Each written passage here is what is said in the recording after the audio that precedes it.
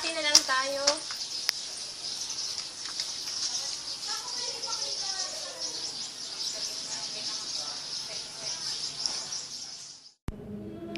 Makapuno soft candy balls. A flavorful, delicious soft candy balls made from makapuno preserve form into a ball shape coated with coconut fine flakes.